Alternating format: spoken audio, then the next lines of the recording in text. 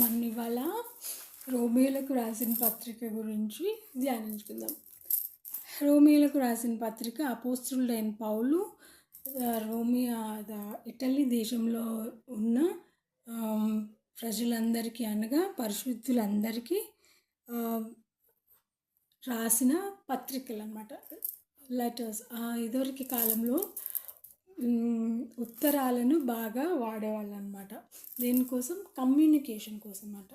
Communication కోసం వాళ్ళు ఉత్తరాలను బాగా వాడేవాళ్ళు.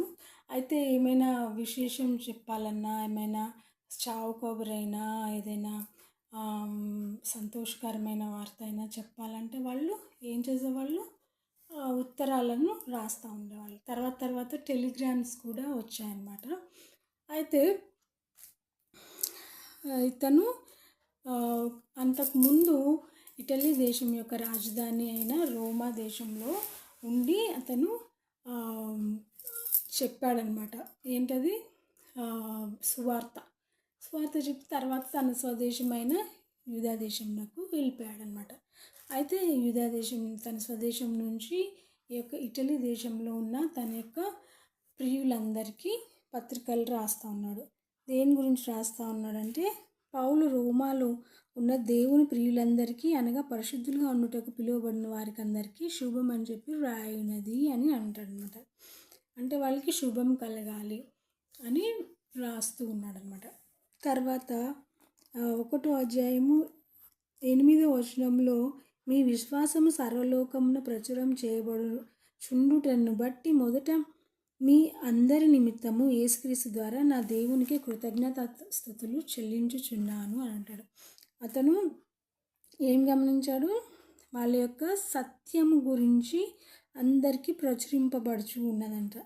సర్వలోకమునకు ప్రచురింపబడుచున్నది. అందుకు అతను దేవునికి కృతజ్ఞతాస్తుతులు. మీ విశ్వాసం అన్నమాట. వాళ్ళ యొక్క విశ్వాసం గురించి సర్వలోకమునకు ప్రచురింపబడుతుందంట. ఇటలీ ప్రజలందరికీ ఉన్న విశ్వాసం గురించి. అప్పట్లో విశ్వాసం కలిగి ఉండట చాలా అరుదు. అందరూ బయలుదేవతలు వాళ్ళందరిని పూజించేవాళ్ళు. అట్లాంటిది వీళ్ళు యేసుక్రీస్తు విశ్వాసం ఉంచడం ఇటలీ దేశస్తులు అదొక గొప్పగా మరియు అది ప్రచురింపబడుచు ఉన్నదన్నమాట. యేసుక్రీస్తు యొక్క ప్రచురణ అన్నమాట. అలాగూ అతను కృతజ్ఞతాస్తుతులు చెల్లిస్తున్నాడు దేవునికి. వాళ్ళ యొక్క విశ్వాసము అందరికీ తెలియబడుచున్నది అని అతడు కృతజ్ఞతాస్తుతులు చెల్లించున్నాడు అన్నమాట. అయితే 24వ వచనంలో, ఈ హేతు చేత వారు తమ హృదయములు దురాశలను అనుసరించి తమ శరీరములను పరస్పరము అవమానపరుచుకున్నట్లు దేవుడు వారిని అపవిత్రతకు అప్పగించెను. అయితే ఓల్డ్ టెస్ట్మెంట్లో వాళ్ళకి ఇశ్రాయేలీలకి ఎందుకు శిక్ష విధింపబడుచు ఉన్నదో చెప్పలేదన్నమాట. వాళ్ళ యొక్క దుర్నీతి వల్ల, చెడు నడత వల్ల అని మాత్రమే వాళ్ళు శిక్షింపబడ్డారు అని చెప్తా ఉన్నారులే. కానీ ఇక్కడ స్పెసిఫిక్గా వాళ్ళ యొక్క దుర్నీతి ఏంటి? దురాశ. ఇటలీ వాళ్ళకి ఉన్న దురాశ వల్ల పరస్పరము అవమానించుకున్నట్లు దేవుడు వారిని అపవిత్రతకు అప్పగించను. దేవుడే వారిని అపవిత్రతకు అప్పగించను అని చెప్తా ఉన్నాడు అన్నమాట. అయితే ఇక్కడ reason why they are being punished క్లియర్గా చెప్తున్నాడు. వాళ్ళ యొక్క దురాశ వల్లే వాళ్ళు అలాగూ శిక్షింపబడుతూ ఉన్నారు అని చెప్తా ఉన్నాడు అన్నమాట. అయితే ఇవన్నీ రోమియోల పత్రికలు అన్నీ ఏంటి? ఉత్తరాలు అన్నమాట. అయితే మా యొక్క కాలేజ్ టైంలో నేను కూడా చాలాసార్లు చెప్పినట్టున్నాను మీకు. ఉత్తరాలు రాసేదాన్ని. ఎవరికి? పెన్ ఫ్రెండ్ ఉండేవాడు నాకు ఒకడు, దేవశీష్ రంజన్ సాహు అని ఒరిస్సాలో ఉండేవాడు.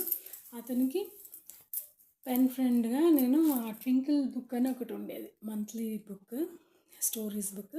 దాంట్లో పెన్ ఫ్రెండ్స్ సెలెక్ట్ చేసుకోవచ్చు అనమాట. ఆ పెన్ ఫ్రెండ్స్ సెలెక్ట్ చేసుకొని నేను ఉత్తరాలు రాస్తూ ఉండేదాన్ని. ఇప్పుడు 1990sలో అది గుర్తొచ్చిందనమాట. నేను ఈ రోమియోలకు రాసిన పత్రికలు అని అంటే. అలాగూ ఈవెన్ మా అమ్మమ్మ, తాతయ్య, మా అమ్మమ్మ, నాయనమ్మ వాళ్ళు కూడా మా మమ్మీ డాడీలకి ఉత్తరాలు రాస్తూ ఉండేవాళ్ళు. ఫ్రీక్వెంట్గా. అవి అప్పట్లో మెయిన్ మీన్స్ ఆఫ్ కమ్యూనికేషన్. ఇప్పుడు అంటే మనం ఏమైనా మాట్లాడాలన్నా, ఏమైనా మెసేజ్ పంపాలన్నా వాట్సాప్ ఓపెన్ చేసి ఇట్లా పంపుతాము. అప్పట్లో ఉత్తరాలు మెయిన్ కమ్యూనికేషన్ లాగా ఉండేది. అదే అపోస్తలుడైన పౌలు కూడా అప్పట్లో ఉత్తరాలు రాశాడనమాట.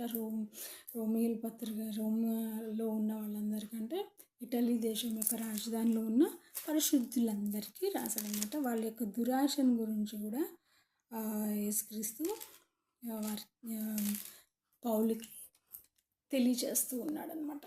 అలాగే మనం రోమీయులకు 1వ అధ్యాయం ధ్యానించుకుంటకు దేవుడిచ్చిన చక్కని అవకాశం కొరకు దేవునికి మహిమ.